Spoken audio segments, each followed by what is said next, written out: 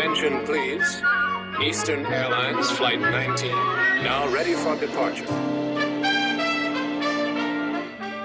Welcome aboard the Walt Disney World Express monorail. Now, ladies and gentlemen, we're entering the vacation kingdom of the world. There's enough land here to hold all the ideas and plans we could possibly imagine.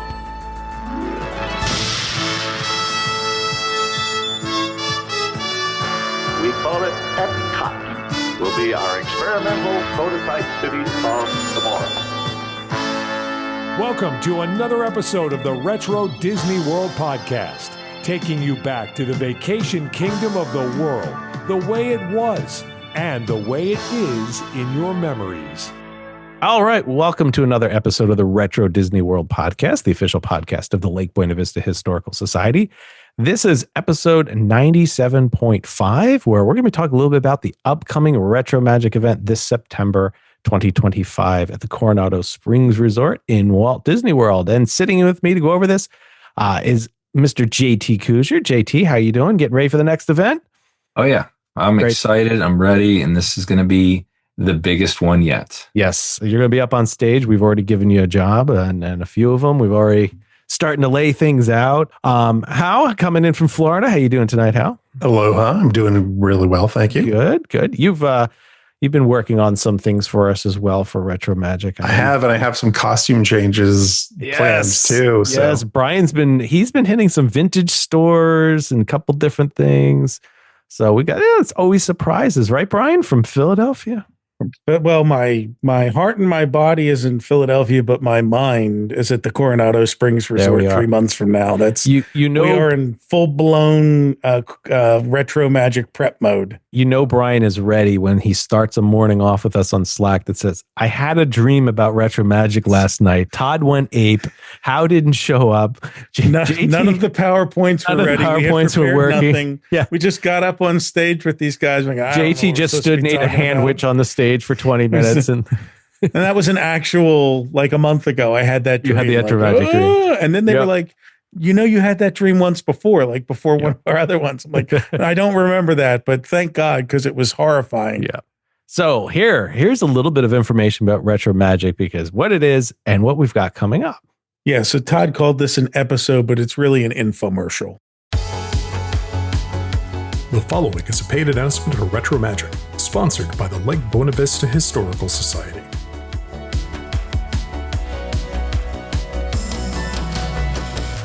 It's infomercial, yes. Without the Ron Popeil grill. You said it, and...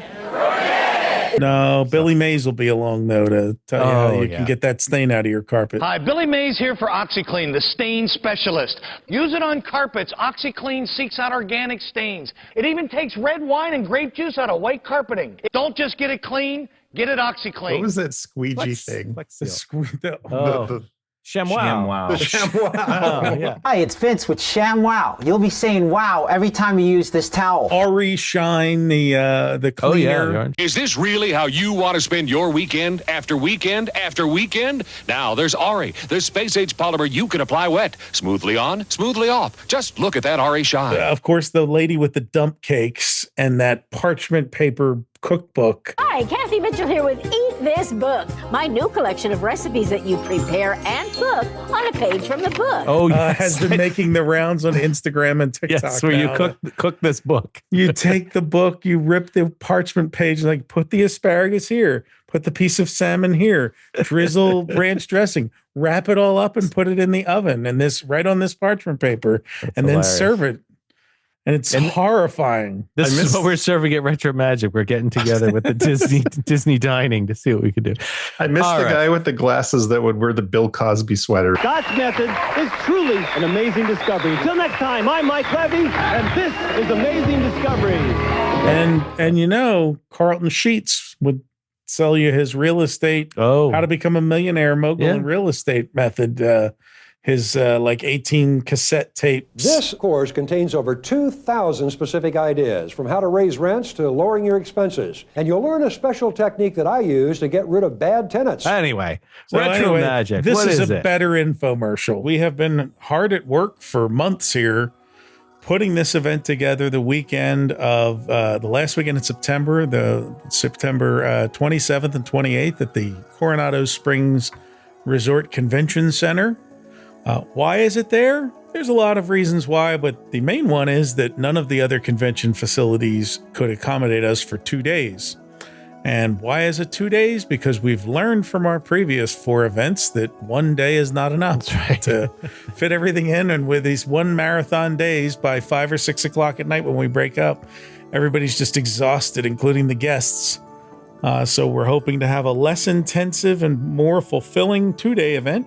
Disney legend Tony Baxter will be joining us again to share tidbits of knowledge that enchant and inspire and will fascinate you as he always does. I don't know which of his Walt Disney World projects he'll be talking about, whether it's Big Thunder Mountain or Splash Mountain or Imagination Pavilion or all the other stuff that he's done down there.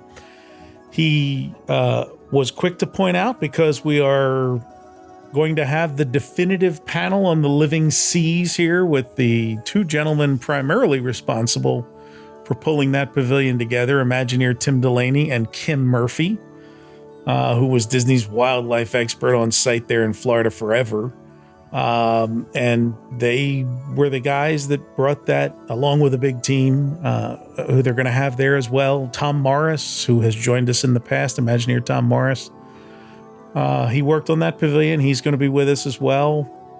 And probably 4 or 5 other people. Russell Brower, who did the music for the pavilion with George Wilkins, is going to be joining us again. And he'll not only be there to talk about that, but to talk about the Interventions Loop, which I had no idea had such a fandom until he was at our last event. Yeah, he practically got a standing ovation for mentioning it. We're like, we got to bring him back and talk about it. Yeah, everybody wanted to talk to him about the Interventions Loop. And so we're bringing him back to talk about the Interventions Loop and some of the other great stuff that he's done. Who am I forgetting right now? Let's talk about Chris Runco, who with Kym Murphy was the lead Imagineer for Typhoon Lagoon. But before that, the Epcot robots, Gyro and Gero, and well, he didn't do Seiko. Seiko was done by Florida Robotics. No, I think he did Jason too in the Living Seas. Oh wow. Jason, yeah. And of course he did RX-24 from Star Tours. That was kind of the... We're excited to bring him to Florida. We don't think he's ever been to Florida for one of these events before to kind of talk about his work for Imagineering. So we're excited to bring him in. Paul Osterhout, who did, an endless series of projects, including Tomorrowland 94. We're primarily bringing him in to talk about Muppet Vision, because he was one of the leads on Muppet Vision. And we're going to have a great Muppet Vision panel, or actually Muppets at Walt Disney World panel that will include Muppet Vision. Yeah. But on top of that, Tomorrowland 94, I know JT's excited about some of that 90s content. Love it. I actually know about it. Yeah. So he's not just laughing and Typhoon Lagoon, and we're going to have some solid 90s stuff going on here too. And Brian, we have an opening crew as well, right? Oh gosh, Tom Nabby, our friend Disney legend Tom Nabby, has put 2 groups together. One, the opening monorail crew. So the guys who were responsible for running the monorails the day that the resort opened in October 1971. We missed out on our friend Steve Baker in 2022. He fell ill right before the event. So we're thrilled that 3 years later he can come back, or come this time. Steve ran the parking lots and the bus transportation the day that the resort opened in 1971. And his career lasted all the way. He was doing, he's had a variety of roles, but he was Epcot's director of development when he finally retired from the Disney company and did some work on his own. Jim McCaskill is another guy that he was an opening day cast member down there. I actually spent a few years before that with the Disney company. He's spent a lot of time working with the corporate sponsors. So if you want to peek into, certainly in the Epcot era, the corporate lounges and the corporate sponsors and what the relationships with them were and the impacts they had on their on their particular attractions and pavilions. He's going to be a great guy to talk to.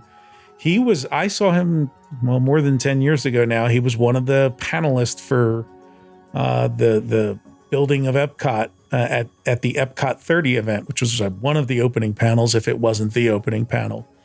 And all of the gentlemen who sat on that panel, Jim and Tom Nabby are the only two still with us. We lost 3 of them in the last 18 months. So we're thrilled to be able to bring him back for one of these events.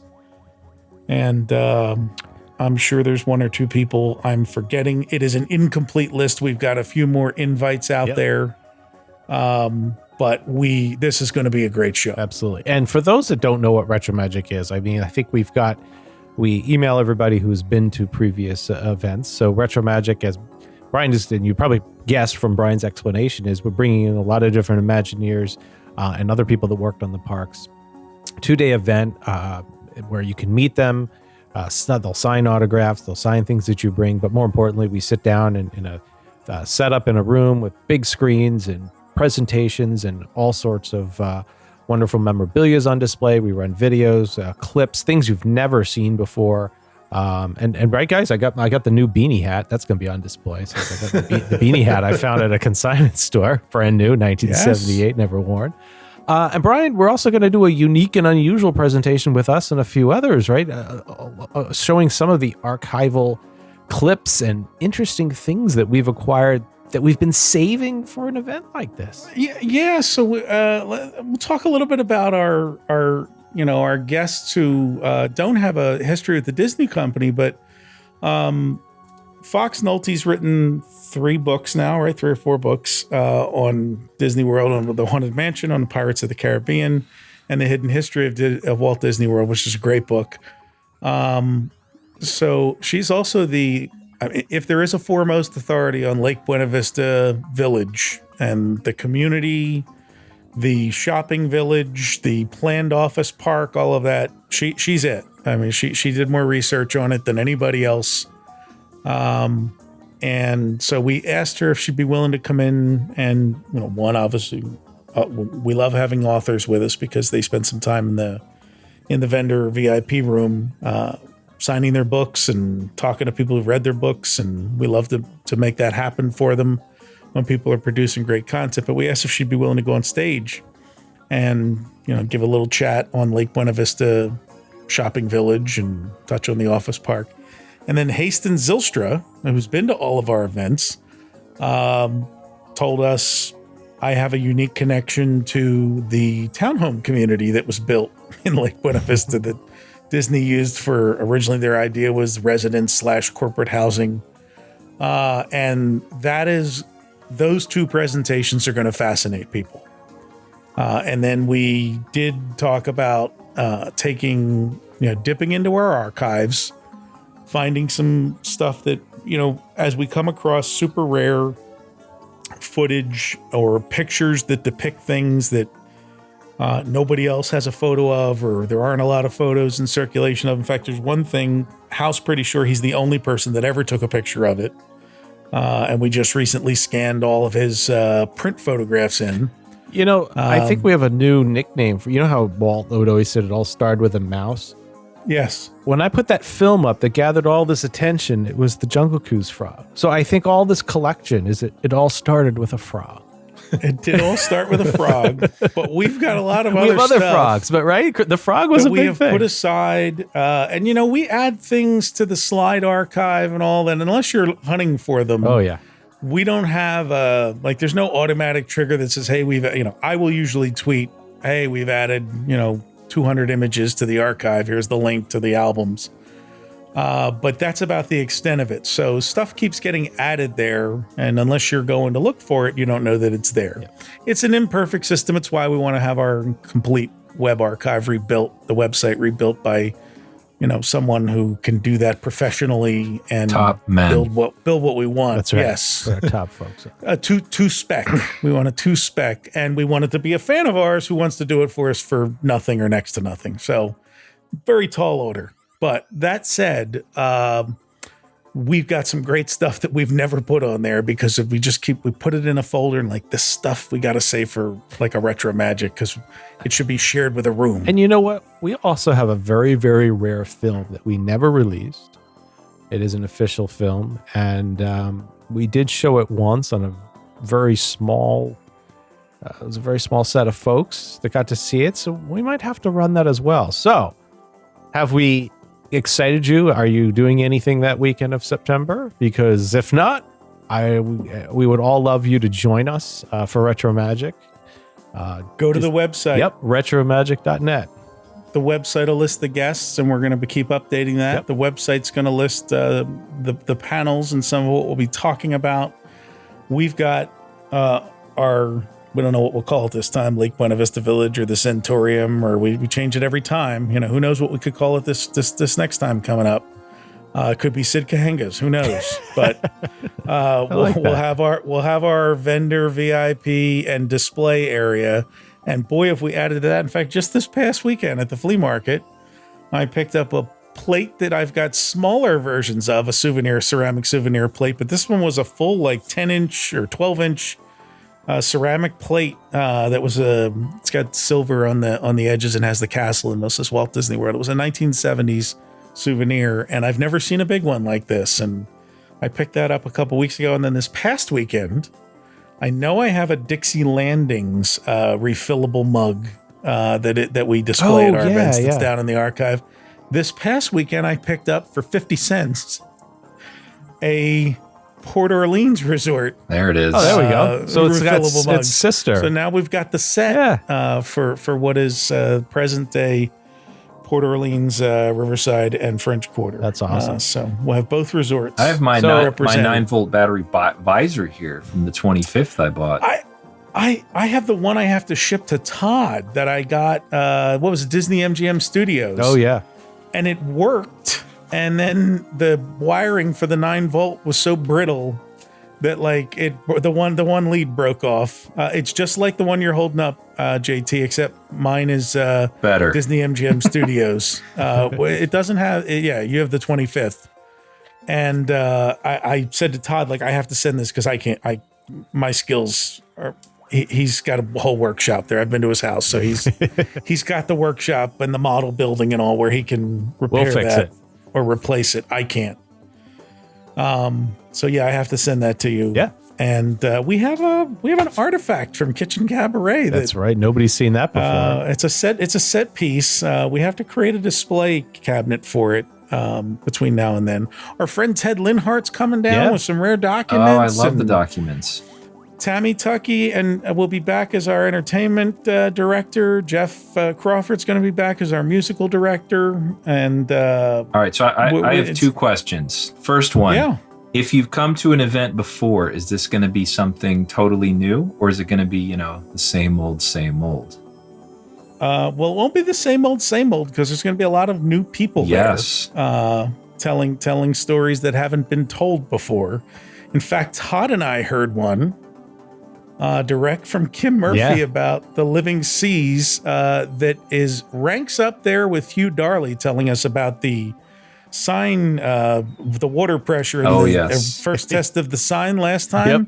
There is a story about the first dive of Scuba Mickey that you are not going to want to miss. It's going to be awesome at this event because it is phenomenal. Now, let's say you're new to these events, you've never come. Is anything we should tell those people other than what we've already said? Here's what to expect. If you've ever been to a Comic-Con or any time kind of an entertainment convention like that, we try to follow similar formats. There'll be a schedule published a few weeks beforehand that tells you which panels are at what time and who's presenting when.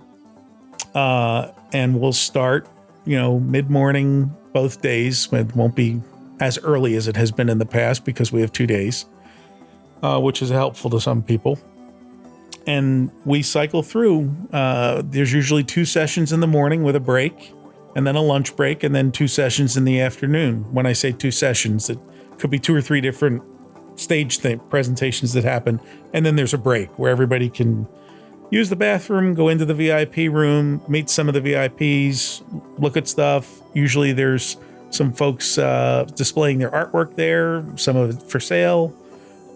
We've always had our friend Art Lyons brings up tables of phenomenal souvenirs and park keepsakes that he always creates a great display for us in addition to our own archive. So that goes on. We try to throw in our little pluses. I think I'm safe telling everybody we're going to try to bring the rainbow tunnel back this time. As long as it can. It is in storage. Yep. We'll see what kind of condition it's in, but we're going to try to we're not promising that as part of your ticket. If it happens, it's a bonus, but at the last event, we had one built. We had a rainbow tunnel built, like the one that was in the Imageworks and at the Imagination Pavilion in Epcot, and a lot of it was a popular photo op, and we are hoping to bring it back for one final time here at this event. And that will be it, because it's not. If we can get this thing erected, I don't think it's. If it gets erected and working, it's great. And whoever brings a truck big enough to take it home with them is welcome to have it. Just well, you can submit a silent auction bid for $1 and you can take it home. Exactly. I think what's really cool about our event, it is very similar, like you said, Brian, to a Comic-Con or a Destination D, but we're so much more intimate in size and scope. It's like you're not going to be standing in a concrete basement for 5 hours waiting to go into a room. Imagineers are walking around all the time and are, open to be approached, and you can just walk up to somebody and talk to them, and it's great. And we bring in people that, the bigger conventions don't bring in, people who are key to the things that you grew up and experienced that you had absolutely no idea that they did that, and they have no idea how big of a fan of these things that you are. That's the real thing. I mean, just today, we were talking to Russell Brower, and that was he enjoyed so much last time hearing directly from him. He had no idea that people had this affinity for some of this background music that he did for these pavilions. And, the stuff he did in Imageworks at Imagination. And, a lot of times they don't know that. And all of a sudden they're in a room with 300-400 people who are not only getting emotional, but then have an opportunity to have a one-on-one conversation with them just to express that to them. And I think nothing probably left a greater impression on me after our last Epcot 45th anniversary event, right? Yeah. It was 40th anniversary. 40. Yep, Epcot 40. Which we did on the 41st anniversary. That's right. Nothing left a greater impression on me than the people responsible for so many of those pavilions and attractions and experiences getting that up close reaction from people. Not only being able to share with their colleagues. Richard Vaughn made a great talk about, actually it was an email he sent us afterwards, where he just said, I had forgotten some of what we did and how meaningful it was and what a great experience it was to work with these people. And what you don't get sometimes when you do those projects is you don't understand the lasting impact that it had on people. Yep. And these events give you the opportunity to tell the Imagineers directly the impact it had on you and your family. And that's why you guys listen to our show, because we talk about this stuff. So if you're new to us or new to this event, you can go to RetroMagic.net. We do have some preferred seating seats. They are getting very limited. So if you're interested in sitting in the first few rows up close to the stage and the screens, those are still available. But again, limited. And there's also plenty of general admission tickets left. And it's going to be an absolute wonderful time. And if you haven't checked it out and you want to see what it's like too, if you go to our YouTube channel, you can see some of the past events. We got some short videos and clips on there so that you can understand and kind of see what we do. And at the time of this recording, there are two seats left for our special Seas panel that will take place in the corporate lounge. So do not sit on this. If you love the Living Seas, it's like you're going to be able to spend an evening with the people that made the Living Seas inside of the Living Seas in the corporate lounge that you never get to go to, which is so cool. You'll still get to see them in the main convention. We're still going to have the Great Living Seas panel in the main convention, but you'll get to be part of a private dinner with the folks responsible for the pavilion beforehand. There may be some surprises. And always a surprise or two up the sleeves with us. Right. So we're still trying to get them so you can pick out which fish is going by that you want to eat for dinner, right? Don't know if that's going to happen, but I think we're trying for that. It's called the Red Lobster Experience, and we're working hard on it. What was that? John Candy, right? As we went in summer rental, he's licking his chops at the lobsters, and the guy takes the last two. Look at these beauties. Hey. Don't serve those. What are you doing? These are my lobsters.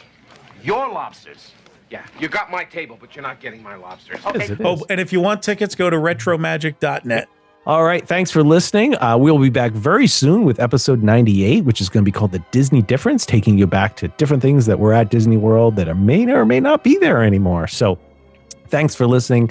Check out retromagic.net. Get your tickets. September is coming up fast. And with that, Brian, take us out.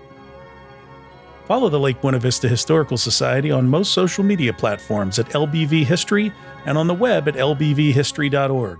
For all things Retro Disney World, including exclusive merchandise and our digital film and image archive, visit us on the web at retrowdw.com and follow us on major social media platforms at RetroWDW. And follow our hosts, Todd McCartney on X at WDWMS, Hal Bowers on social media at GoAwayGreen, JT Kujar on X at LS1JT, on YouTube at Rubber City Motoring, and on the web at rubbercitymotoring.com. And you can find me on most major social media platforms at Brian P. Miles. Retro Disney World is the monthly podcast of the Lake Buena Vista Historical Society, a nonpartisan, nonprofit, tax-exempt 501c3 organization, and is not affiliated in any way with the Walt Disney Corporation or any of its subsidiary or affiliated entities.